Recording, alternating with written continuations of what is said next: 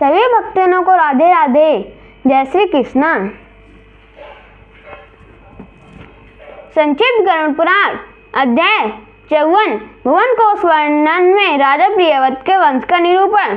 श्री हरि ने कहा, राजा प्रियव्रत के अग्निहिद्र, अग्निबाहु, वपुष्मान, द्युतिमान, मेधा, मेधातिथि, भव्य, सबल, पुण्य और ज्योतिष्मान नाम के 10 पुत्र हुए थे। इन पुत्रों में से मेधा, अग्निबाहु तथा पुत्र नामक 3 पुत्र योग परायण योगी जाति स्वर, इन्हें पूर्व जन्म का वृत्तांत विस्मृत नहीं हुआ था तथा महासौभाग्यशाली थे। इन लोगों ने राज्य के प्रति अपनी कोई अभिरुचि प्रकट नहीं की, अतः राजा ने सप्तद्वीपा पृथ्वी को अपने अन्य 7 पुत्रों में विभक्त कर दिया। 50 करोड़ योजन में विस्तृत संपूर्ण पृथ्वी नदी के जल राशि में तैरती हुई नौका के समान चारों ओर अवस्थित तथा जल के ऊपर स्थित है।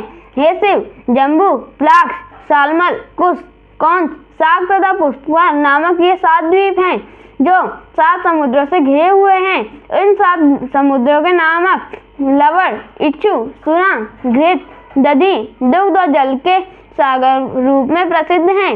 हे वृषभध्वज, ये सभी द्वीप तथा समुद्र उक्त क्रम में एक दूसरे से द्विगुण परिमाण में अवस्थित हैं। जम्बू द्वीप में मेरु नामक पर्वत है जो 1 लाख योजन के परिणाम में फैला हुआ है।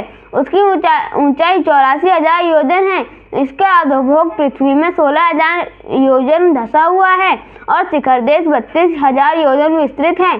इसका अधोभाग जो पृथ्वी के ऊपर सन्निहित है वह भी 16,000 योजन के विस्तार में कर्णिका के रूप में अवस्थित है। इसके दक्षिण में हिमालय, हेमकूट तथा निषद, उत्तर में नील, श्वेत और श्रृंगी नामक वर्ष पर्वत हैं। हे रुद्र, प्लक्ष आदि द्वीपों के निवासी मरण आदि से मुक्त हैं। उनके योग अवस्था के आधार पर कोई विषमता नहीं है। जम्बू द्वीप के राजा अग्निद्र के 9 पुत्र उत्पन्न हुए।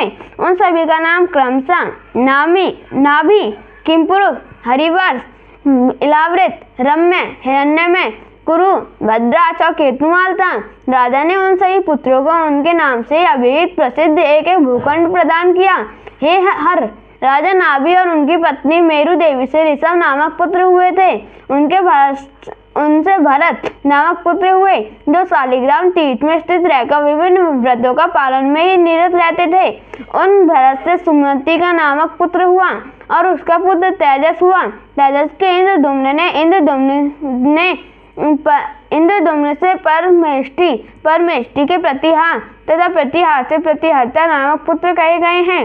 प्रतिहर्ता के पुत्र प्रस्तार के पुत्र विभु के पुत्र नक्त और नक्त के पुत्र गया नाम के राजा हुए। गया का पुत्र नर हुआ। नर से विराट से महातेजस्वी धीमान से भवन नाम के पुत्र की उत्पत्ति हुई।